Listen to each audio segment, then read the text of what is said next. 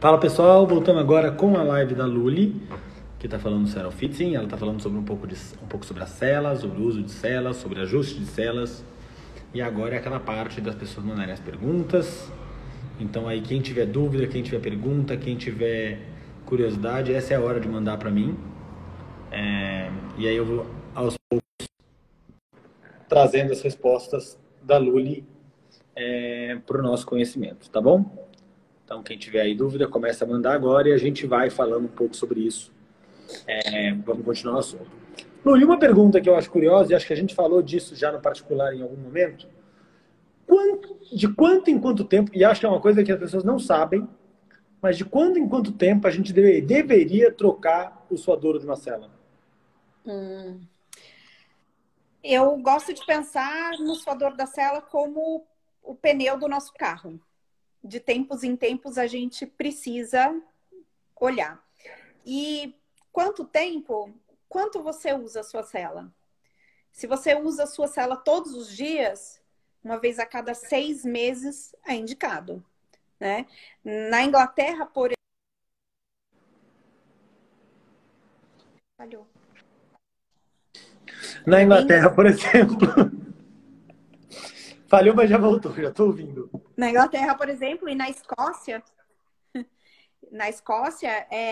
existe uma nomenclatura que obriga os ergonomistas de cela a visitarem todos os clientes da cartela de clientes a cada 4 meses. Porque o clima muda. Então, verão, primavera, inverno, outono, ou qual seja a ordem, os cavalos comem diferente, trabalham diferente. Então, toda vez que o corpo do cavalo muda, o cara que cuida daquelas celas tem que estar lá para ter certeza de que as celas não vão machucar os cavalos, né? E isso aqui, por exemplo, tem cela que em 30 anos nunca foi nem reformada. Então, é fácil trocar um suador? As lojas fazem? Quem faz isso? Não é fácil, assim, quer dizer, você precisa entender como faz, não existe a pronta entrega, você não vai na loja e compra o segundo suador e troca, né? Tem que ter todo um desenho específico feito por alguém que saiba fazer esse desenho, e aí você tem que levar numa selaria e trocar. Mas a partir do momento que esse suador está pronto para ser mexido sempre, você consegue fazer isso no Aras. Né? Que nem... Ok, a gente está aí, é o que a gente tem no caso com as suas células reformadas, né? Você tem lá, a Sim, gente faz célula com lã, etc e tal. Mas eu tenho uma Bruna Del Grande e eu não quero reformar ela, eu quero trocar o suador da minha Prestige. A Prestige faz? Não é feito de empresa, isso não é feito. Isso é feito só por pessoas que trabalham com ergonomia. Então, não é feito. Por isso, a gente indica a pessoa realmente avaliar quais são os tipos de suadouros, porque cada tipo de cela tem um desenho já pronto para um tipo de coluna, né? Assim, quer dizer, marcas grandes a gente está falando, né? Por exemplo, Prestige tem 2 tipos de cela Top Pro Master. Não sei, agora eu não lembro o nome, mas uma tem a almofada menor, a outra tem a almofada com gota maior. Então, você sabe que você tem um cavalo de dorso longo, você pode escolher a da gota maior, né? Saber escolher aqui a chave, mas não é fácil. Você não vai na loja e compra um segundo suador e troca. Não existe Nem na isso. Europa? Na Europa existe, por exemplo, algumas adaptações assim. Suador de pad de ar, né? Que é uma bolsa com uns gels dentro e com ar. A pessoa vai, escolhe o que ela quer, coloca quanto pad ela quer dentro. Mas, basicamente, não existe essa troca desse jeito. Luli, eu tô assim, várias pessoas comentaram na outra live, eu vou te passar a palavra sobre isso, porque eu achei, inclusive, curioso. Tem aqui a Vanessa L. Ferreira falando, boa noite, Marcum. Vanessa, meu sobrenome é com K, tá? Só pra gente marcar. Com C, o Marcon é outro menino, não sou eu. Ela é médica, tem 2 vértebras quebradas, comprei uma cela Cheval do Fábio Azevedo, que foi alguém que falaram várias vezes das celas dele, que ele está Sim, desenvolvendo. Nunca me senti tão bem. Ela é super confortável, resolveu o meu problema e do meu cavalo. A minha questão quando eu leio uma coisa dessa, e várias vezes que eu já falei essas coisas, é resolver o meu problema. O do meu cavalo eu só vou saber se eu tiver um profissional que dê a avalia, porque realmente eu estou super confortável. Meus cavalos se adaptaram super bem, estão trabalhando super bem, mas como a Luli falou no comecinho da outra live, às vezes o cavalo não demonstra um problema. A gente não sabe que tem nada errado até a gente colocar uma que não tenha incômodo. Não é mais ou menos por aí? Só queria deixar você com a palavra, inclusive para falar das celas do Fábio Azevedo, que todo mundo comentou, se você gosta, se você não gosta, se você conhece, porque aí fica no meu... Então, eu não posso comentar sobre essa cela específica. Se alguém que me conhece tem uma cela dessa, se tem como contactar ele, eu gostaria de conhecer, né? Eu não consigo conhecer e saber todas, mas realmente olhar para o cavalo também é muito importante. Se ela realmente é feita sob medida, se ela foi realmente medida para o cavalo com todos os detalhes corretos, aí, assim, não tem o que falar. Realmente, eu vi várias pessoas comentando sobre isso. Eu nunca peguei uma cela dessas na mão, então eu não posso comentar, não posso dar meu aval aqui, mas eu adoraria conhecer. Então, quem me conhece, quem tiver a cela, me dá um oi pra eu poder falar mais sobre isso também. Show. Luli, curso sobre cela, sobre Serofit, material de estudo no Brasil. O que a gente tem? Se você dá curso, se você não dá, se você já pensou em fazer uma videoaula, se você já pensou em criar algum material de pesquisa e de conteúdo sobre isso. Ou se tem isso, tem onde ler sobre isso e estudar sobre isso no Brasil. No Brasil, tem uma normativa que só permite que veterinários trabalhem com isso, né? Então, existe um material para proprietários no sentido de eu posso dar um curso de um dia com prática e teórica para mostrar esse tipo de material, colocar a mão na massa, ver como é que faz.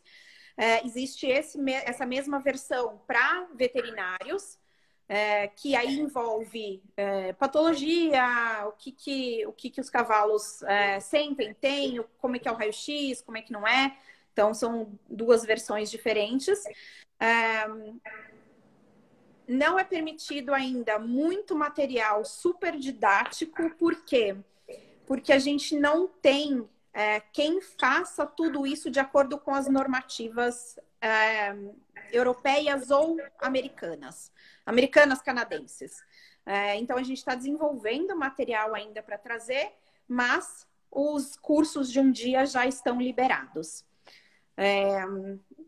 Material aberto, por exemplo, tem todos os vídeos do Schleser, que a gente pode colocar aqui, que chama Nine Steps for Saddle Fitting, que ele descreve como seria uma avaliação básica do começo ao fim para os cavalos. Isso é aberto, tá no YouTube, qualquer um pode acessar, né? O que mais? Ok. Vamos lá. Alguém já perguntado na outra live, eu não vou lembrar quem é, porque eu só anotei a pergunta, falando que muitos cavaleiros do adestramento já fazem o saddle fitting, que é mais comum no adestramento do que é no salto. Quais são os benefícios para o salto e por que você acha que é mais difundido no adestramento? É uma cultura um pouco diferente, mas começa que a colocação da sela no adestramento já é a colocação mais correta para o esporte, né? A gente não posso simplesmente chegar e falar do que a gente está falando sem ter conhecimento antes. Então, antes de me tornar ergonomista de sela, eu fui estudar biomecânica. Fui entender o que a gente precisa para conhecer o movimento do cavalo. E no cavalo de adestramento, o movimento do cavaleiro em cima é o movimento de empurrar o cavalo. Então, o cavaleiro já está um pouquinho atrás do centro de gravidade do cavalo, né? Do centro de equilíbrio do cavalo. Então, a sela já para automaticamente num lugar muito melhor. Os tratadores estão acostumados, os cavaleiros estão acostumados a já colocar numa postura mais correta. No salto, a gente ainda tenta achar jeitos mais fáceis de encaixar, de fazer, de dar uma jogadinha, de ajudar o cavalo, de não sei o quê. Então, essa é a diferença. No adestramento é muito mais prático, é muito mais fácil, são menos vertentes. No salto, eu tenho que conversar com o cavaleiro. Não adianta eu chegar para você e falar, tá errado isso, vamos colocar para trás. Por quê? Porque tem muito cavaleiro que não consegue mudar a postura corporal. Então, se faz parte da minha conversa chegar para ele e falar assim, olha, fulano, se eu trouxer a sela 2 dedos mais para trás, você acha que você consegue montar? Vamos tentar?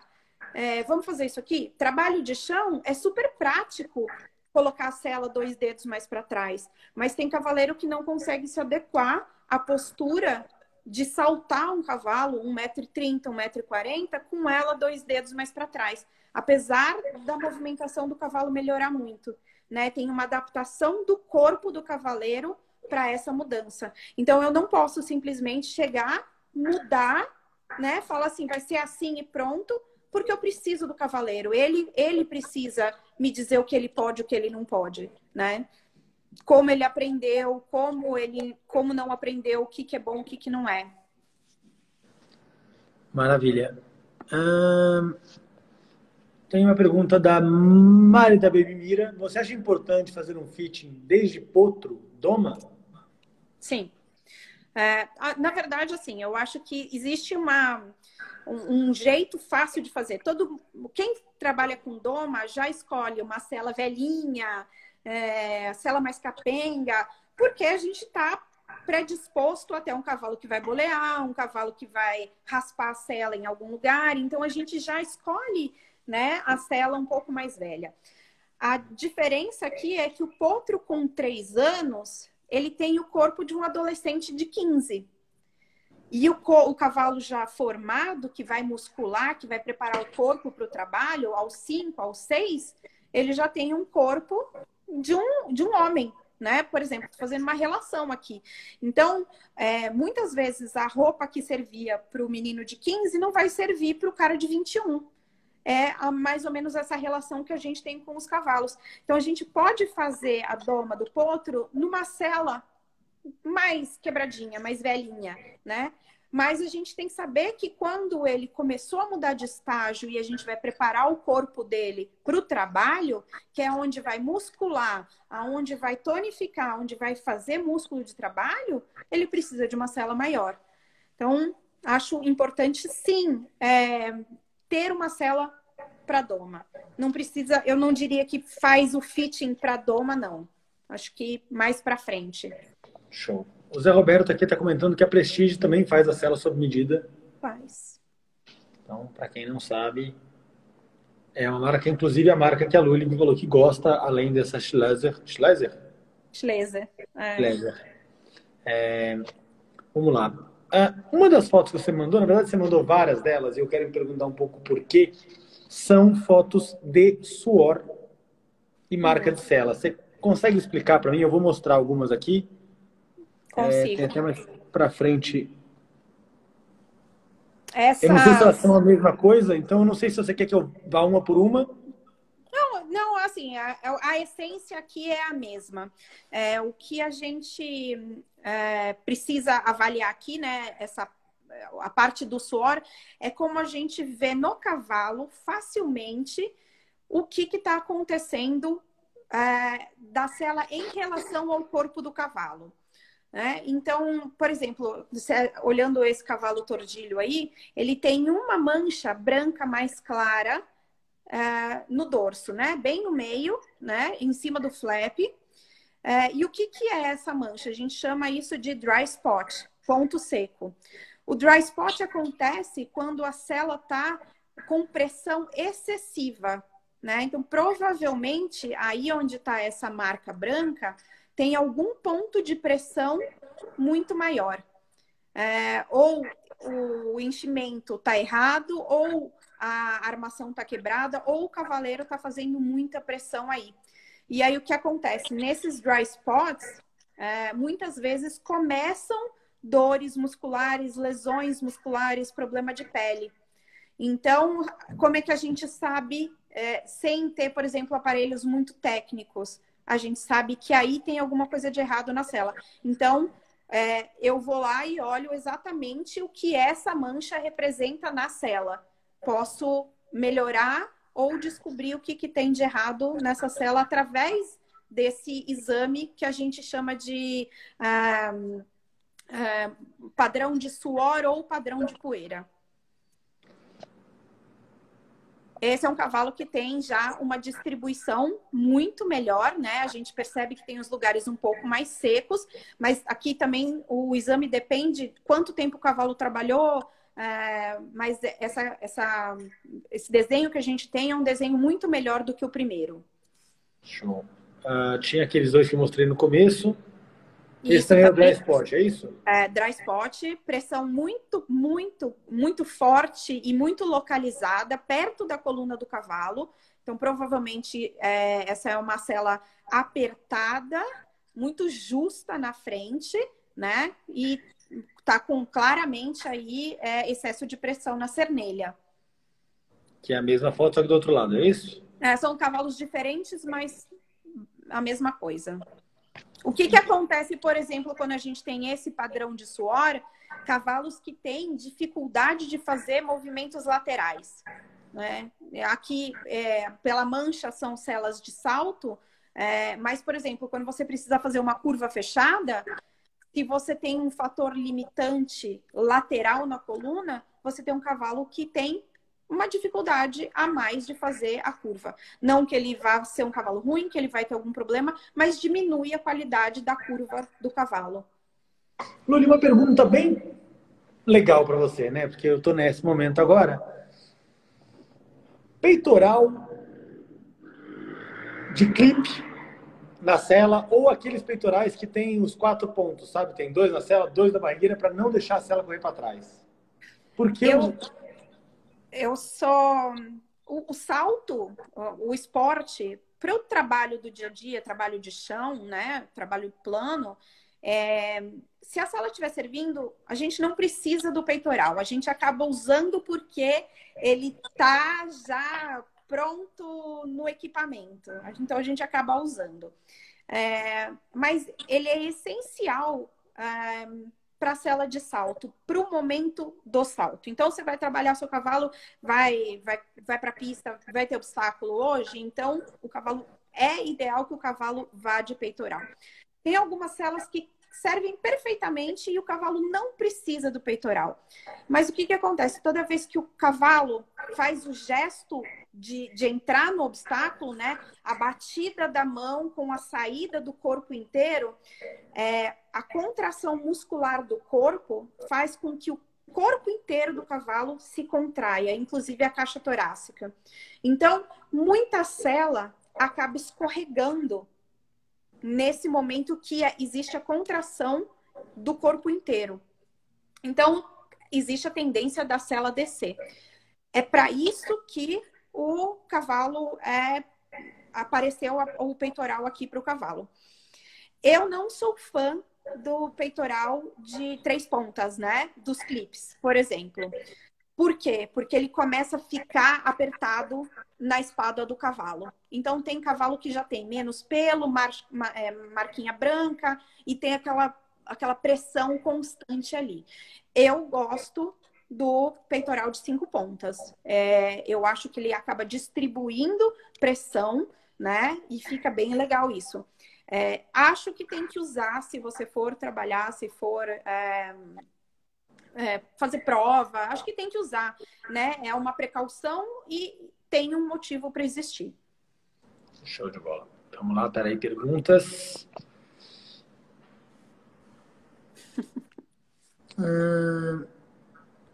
Você falou um pouquinho sobre isso, mas já que a pessoa está pedindo, vou deixar você falar um pouco mais sobre esse assunto. Sobre protetores, quais os mais indicados. Olha que delícia. Então, protetores são indicados se as celas estiverem grandes demais. Essa é a base do porquê. O que a gente faz na maioria? A gente eu coloco protetores de lã, por exemplo, para não machucar o cavalo. Um número muito grande das nossas celas não é certa para o cavalo. Então, o que acontece? Para a gente evitar lesões de pele, feridas abertas e tal, a gente começou a usar mais protetores. E para equilibrar o cavaleiro, também vieram muitos outros protetores. Por exemplo, o Riser Pad veio para equilibrar o cavaleiro, com cavalos que tinham cernelha muito alta. Então, tem aí a função. Para não machucar o cavalo, eu sou a favor da gente sempre colocar um pelego embaixo. Mas se a sela estiver servindo perfeitamente, nada mais é necessário. Luli, o peso do cavaleiro faz diferença? Sim e não, João. Em 2018, a FEI queria instaurar uma questão de peso, relação peso cavalo-cavaleiro. E a FEI estava trabalhando em pesquisas junto com o Sudaison, nessa questão de quanto pode de peso, quanto não pode de peso. E eles estavam tentando instaurar uma regra de que no final da conta fosse 10%. 10% cavalo e material para cavalo. Cavaleiro e material para cavalo. Nossa. Só que isso ficou tão bizarro, ficou tão fora da casinha, que nunca conseguiu, em algum trabalho, ser provado que isso era o ideal. Existe sim um trabalho sobre peso, mas com alterações de biomecânica e tal, trabalhos um pouco mais complicados e um pouco mais a ver com a veterinária. Mas eles liberaram durante certo tempo 20% deste peso. O que também depois não pegou como moda, né? Não existiu a normativa final. Então, por enquanto, tudo isso está pairando, mas não existe oficialmente essa regra nem para o salto, nem para o adestramento. Você precisa pensar no peso para a sela? Não. Assim, eu preciso perguntar quanto é, porque eu preciso saber se a qualidade daquela armação suportaria aquele peso. O que a gente trabalha aqui, o que a gente aprendeu a fazer e o que a gente leva em conta é um pouco de bom senso, né? Então, sim, a gente avalia o peso, mas eu não posso cercear um cavaleiro de montar o cavalo dele usando a desculpa de que você está pesado demais. Porque tem cavaleiro que não que é grande, cavaleiro que tem ossatura. Então, não tem como eu ficar fazendo isso aqui. Olha, você não pode montar. Existe aí um meio termo, né? Não posso colocar um cavaleiro de 130, 140 quilos num árabe, por exemplo. Magrinho, pequenininho, sabe? É uma morfologia diferente. Mas não existe uma regra sobre isso. Eu melhoro a densidade do suadouro, eu melhoro a qualidade do couro, eu cuido da qualidade das ponteiras, mas eu não tenho uma conta específica. Porque eu estava, na verdade, falando um pouco sobre isso. Vou supor assim, que eu tenho uma aluna que seja muito pequenininha, muito levinha, uma mini-mirim ou uma pré-mirim. Então é uma menina que deve pesar, sei lá, seus 60, 50 e poucos quilos, e o professor pesa aí 120 quilos, 100 quilos, 90 quilos. Teoricamente, a sela está ajustada para o cavalo, o professor vai montar de vez em quando. Como é que você calcula? Você aumenta a densidade do suador? Vai ser mais grupo? Vai ser maior? É assim, nesses casos, por isso que eu preciso do cavaleiro sempre lá. Sempre tem que ter um cavaleiro. E na minha avaliação, a pergunta de quem monta é sempre essa. Quantos montam? Quem monta? Porque também não adianta, por exemplo, eu pegar uma aluna pequena, uma menina, e o cavaleiro é adulto, o professor é adulto, né? O assento já é diferente, né? Normalmente as meninas menorzinhas, elas estão trabalhando numa cela 17. Para um cavaleiro homem usar uma 17, ele tem que ser muito pequeno, né? Não dá para simplesmente fazer isso. Então a gente vai de acordo com o cliente. O que eu posso? A gente pode ter 2 celas, um para o professor pode trazer a cela dele. Eu trabalho no meio termo. Não adianta ser a exigência de, olha, é isso e acabou. Porque daí eu tô tirando, né, a probabilidade disso tudo dar certo. Então, tem muito cavaleiro com quem eu trabalho que tem alunas, elas montam nas celas delas e eles têm uma cela para outros cavalos. Entendi. Deixa eu ver se tem mais alguma pergunta aqui. Como eu te conheço, é muito difícil, porque, né, a gente tem perguntas eternas e toda vez que a gente se encontra, eu sigo perguntando.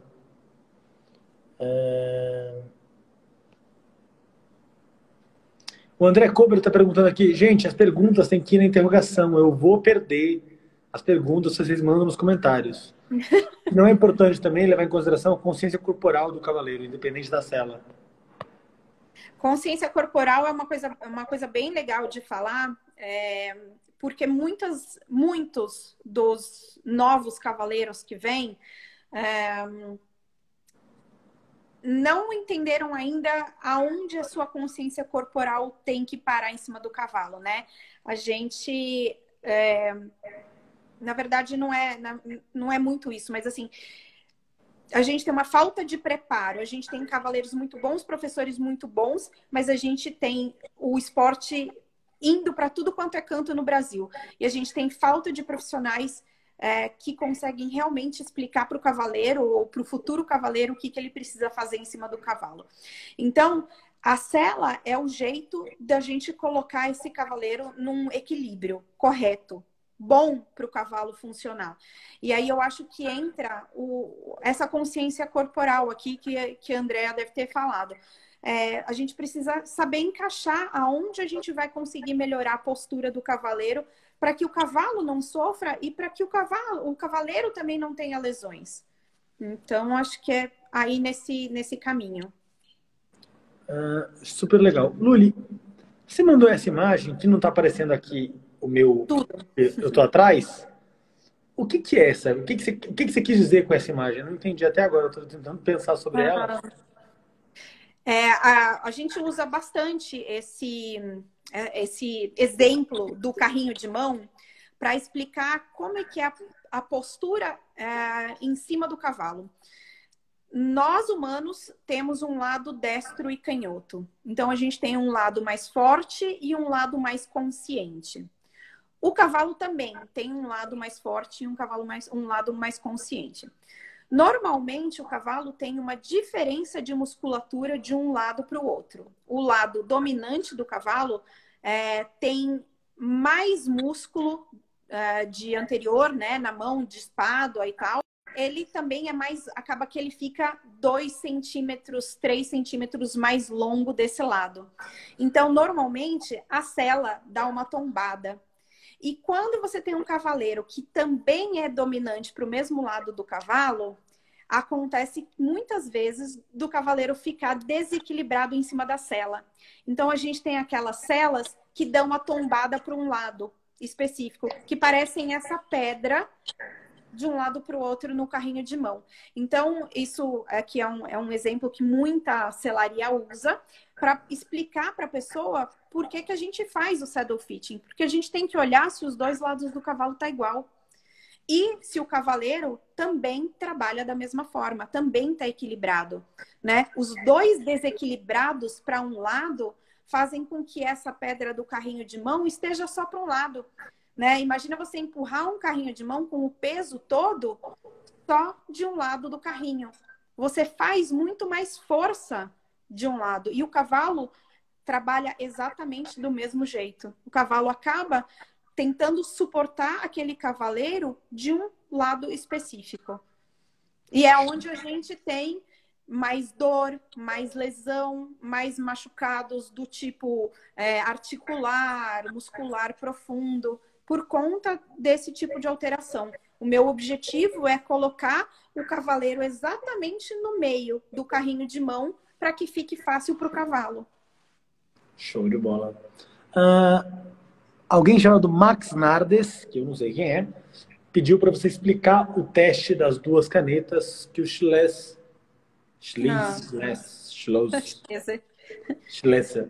faz para ver os desvios da paleta sobre a cela.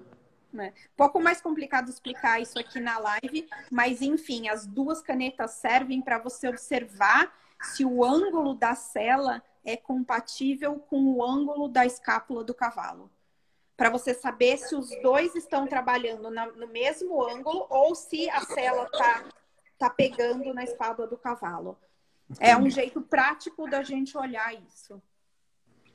Show de bola. Luli, para a gente começar a finalizar, qual é o seu conselho para alguém que está procurando uma cela ou quer entender um pouco mais sobre o assunto, ou mais do que isso, quer saber se está fazendo a coisa certa? Olha, eu vou te falar várias coisas pequenas que eu faria. Acho que a primeira é assim, pensa quanto você pode, quanto você quer gastar no seu material. Não necessariamente todo mundo precisa de cara uma sela mega cara, né? Então, se você começou agora, se você está comprando um cavalo agora, você não precisa sair e comprar a sela mais cara do mundo agora, né? Porque você precisa ter uma noção se você gosta daquela sela. Se você não gosta, como é que é. Experimentem as selas. Não saiam comprando. Do mesmo jeito que a gente não sai comprando carro sem experimentar. É o que eu faria para uma sela. Afinal de contas, a gente tem sela aí de R$800, a sela de 50 mil. Então, se você vai gastar esse dinheiro, de acordo com o que você pode, experimenta a sela. Nossa, mas né, as lojas não deixam.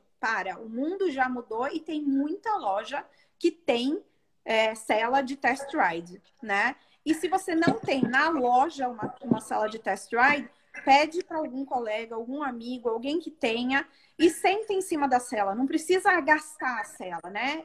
Dos meus representantes, com quem eu trabalho, eu tenho celas teste. Essas celas testes ficam comigo e elas vão para os cavaleiros e os cavaleiros experimentam essas celas para a gente ver se vai dar certo ou não vai, né? Então, olha isso, tirem as suas medidas. Não saiam comprando celas baseados no que alguém falou para você. Você é 17, você é 16.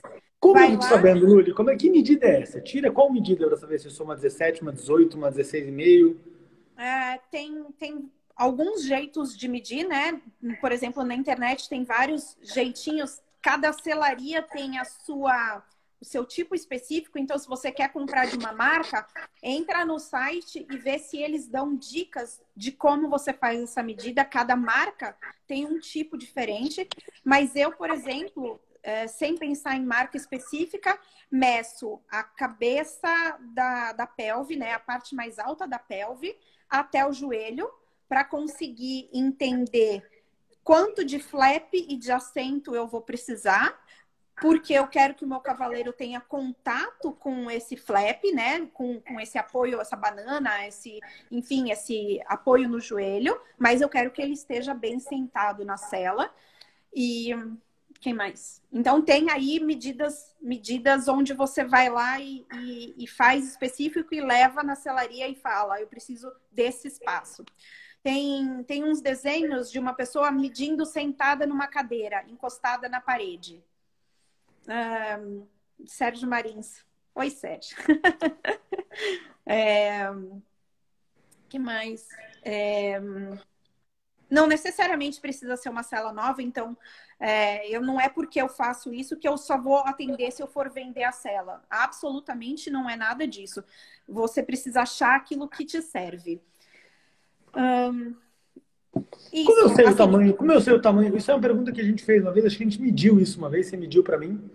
Eu acho que eu tinha uma cela 17,5, talvez, ou 17, que já não me servia, mas o assento era 16,5, ou algo do gênero. normalmente a gente mede com uma fita que é de polegada, não é uma fita de centímetro, uma fita de medida de polegada.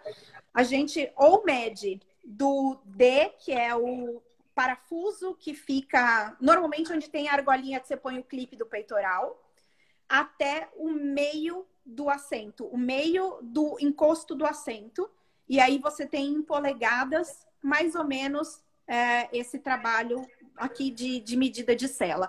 E eu acho bem importante saber disso. Por quê? Porque tem muito lugar que vende cela sendo de um tamanho e, na verdade, no fundo, não acaba que não é. Né? Eu tive esse problema em experiências próprias. Né? A pessoa comprou uma 17, quando eu medi, ela não era uma 17, era uma 16,5, né? E aí ninguém estava entendendo porque estava dando errado. Então, é legal aprender a fazer isso. Ponha uma fita de medida no D, ali onde sai a argola do clipe, e mede até o meio do assento daquela cela. Aí você já começa a ter uma ideia se essa numeração tá batendo para você. Massa. Tem como avaliar de alguma forma básica se eu preciso trocar o meu suador? Quando você tiver com um contato excessivo da cabeça da cela na espádua, na cernelha, com a cabeça da cela na cernelha, já é um indício grandíssimo de que você tem que trocar esse suador. E quando você começa a perceber marcas de suor diferentes no seu cavalo. Quando você começa a perceber esses buracos onde o cavalo não suou. Por que ele não suou? Ele tem tanta pressão ali que as glândulas não conseguem fazer o seu trabalho de equilibrar o calor do corpo do cavalo. Né? O suor serve para equilibrar a temperatura do corpo do cavalo. Então, se tem pressão demais, as glândulas não conseguem trabalhar. Não existe o suor, a fabricação do suor. Então, ali eu sei que tem pressão. Ali eu preciso realmente chamar alguém para dar uma olhadinha nisso. Show de bola. Luli, eu acho que assim, a gente não tem mais perguntas, eu não vi mais nada aqui. O Marins falou que você já esteve lá e resolveu vários problemas. Eu me divirto quando eu chego lá. Tem muita coisa assim, muito legal para fazer. E os cavalos dele, que trabalham, cavalo de cliente, cavalo de troca ali, de venda, de tudo, os cavalos passam por avaliação de coluna, de sela, um trabalho super legal que a gente faz lá. A Solange Hart está perguntando aqui, para quem não monta um único cavalo, pode ter uma única sela?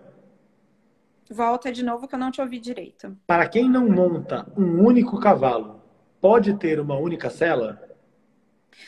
Existe alguns jeitos de deixar uma sela mais específica para vários tipos de cavalo. Mas, por exemplo, se você tem um cavalo com cernelha muito, muito alta e um cavalo mais redondinho, baixinho,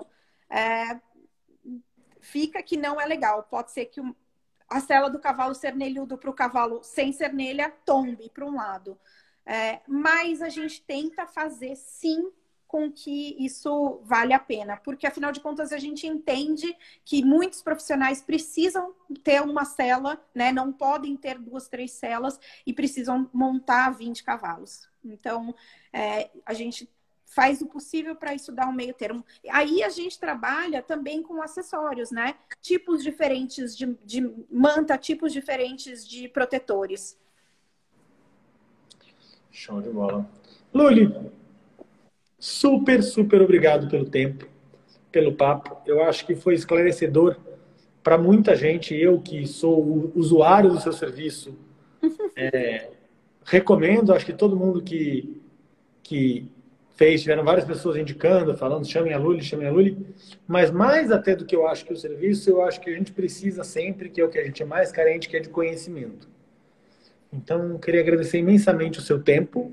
A gente acabou não falando da sua história como profissional, porque, né, já foram... Tá tudo certo. Já foi 1h40 de papo, já estamos quase batendo as 2 horas. Então, eu queria agradecer o seu tempo, queria agradecer seu conhecimento, a sua paciência. E é isso. Queria agradecer você por ser essa pessoa fantástica que você é. É duvidoso que você é meu amigo. Eu queria agradecer. Na verdade, assim, quero agradecer. Tem várias pessoas na live que são amigos, são clientes. A gente acaba fazendo um link muito legal, porque esse trabalho leva um tempo para acontecer. Mas, assim, é um trabalho super importante. Eu quero convidar todos que, se vocês têm perguntas, se vocês têm qualquer dúvida sobre isso, mandem mensagem. Assim, eu estou super disposta. Eu faço hípicas em São Paulo uma vez a cada 15 dias. A gente sempre tem...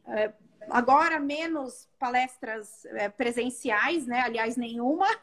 Desde que começou, não fiz nenhuma presencial. Mas a gente tem a possibilidade de ensinar todo mundo a fazer isso, né? Veterinário no nível veterinário, cavaleiro no nível cavaleiro, não que sejam diferentes, mas é só questão veterinária e prática. E isso é muito legal. E não é só para veterinário, é para que o cavaleiro tenha a possibilidade de melhorar o seu desempenho em cima do cavalo.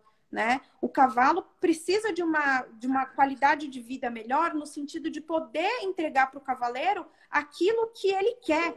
O cavaleiro quer conseguir fazer as coisas e ninguém gosta de montar cavalo que não entrega, que tem que estar toda hora com problema, com dificuldade. Então, o ideal aqui não é fazer um desenho da NASA aqui sobre o que vai acontecer. Não, com coisas simples a gente consegue melhorar a vida do cavaleiro com o cavalo, seja de negócio, seja o pet principal, a gente consegue fazer isso muitas vezes com aquilo que o cavaleiro tem à disposição para gastar. Então, fica aqui meu convite para assistirem, para perguntarem, para o que for. E eu estou super afim de conhecer o material do Fábio. Por favor, quem tiver, me manda mensagem, entre em contato para que eu tenha mais essa ferramenta e mais esse material para poder oferecer para todos os clientes e amigos. Maravilha, gente. Ó, o João M. Barreto está perguntando qual é o teu Instagram. O Instagram dela deve aparecer aí em cima, em algum lugar por aqui. Brasil. É que para mim não aparece, como eu tô na live com você, não aparece quem tá junto, mas é por aqui, assim, eu acho. Escrito Cero Fit, Cero Fit Brasil é o Instagram dela, pessoal. Fernanda, não. É a Fernanda, é a Fê. Fê, eu não vou falar o sobrenome dela, porque eu não vou passar essa vergonha. Já errei o tal do Schleser 4 vezes. A Luli K, é K, entendeu? K, Krashner, qualquer coisa do gênero. A Fernanda tá sem ter o que fazer, pelo jeito. Não, tá, Ludmilla, Luciana. Tava causando. Mas enfim, queria agradecer a todo mundo aí pelo tempo. Talvez a gente tenha uma entrevista aí no meio da semana ou pro final da semana com o Christopher, que é um veterinário estrangeiro, que é o cara que é o veterinário hoje do Martin Fuchs, do Luz Guilherme, do Steve Gerdau, do Yuri Mansur. Ele tá com a tropa bem... esses high profile cavaleiros lá de fora. Bem legal. Que eu vou ter que estudar um bocado para perguntar, porque, meu Deus do céu, o que eu vou perguntar para um homem desse, né? Mas eu não tenho garantido isso ainda. Eu tenho uns outros cavaleiros lá de fora meio que se organizando para fazer. Mas eu garanto para vocês, como eu falei, toda segunda-feira a gente vai estar fazendo uma live. Eu ainda não sei quem é da semana que vem. Porque eu quero manter esse projeto para além dessa quarentena, então eu desacelerei ele antes de estafar. Agora que eu estou tranquilo, eu faço toda segunda-feira, 8 horas da noite, não vou falhar. Mas não para de fazer. Pode deixar. E aí, se a gente tiver uma ou outra de vez em quando no meio da semana, de surpresa, melhor pra gente. Luli, um beijo para você. Muito obrigado. Obrigado sempre a Malucuri com o canal do Hipismo e o Mundo Hípico, que estão me ajudando sempre na divulgação. Continuar agradecendo a Calu, da Lucky U, pelas roupinhas, porque a gente precisa estar sempre, né, em dia. E, mais uma vez, agradecer você pelo tempo, pela amizade, pela paciência e pelos ensinamentos que eu acho que é por aí que a gente vai evoluir, tá bom? Vamos fazer isso pelos cavaleiros e pelos cavalos. A gente vai conseguir elevar e levar o hipismo para um nível muito maior do que a gente tem hoje. Espetacular. Fê, eu não vou falar o sobrenome dela. É Kretschmer, é isso? Kretschmer. Kretschmer, tá vendo? Quase acertei, foi bem por pouco. Gente, brigadão, boa noite para vocês. Até semana que vem. Até.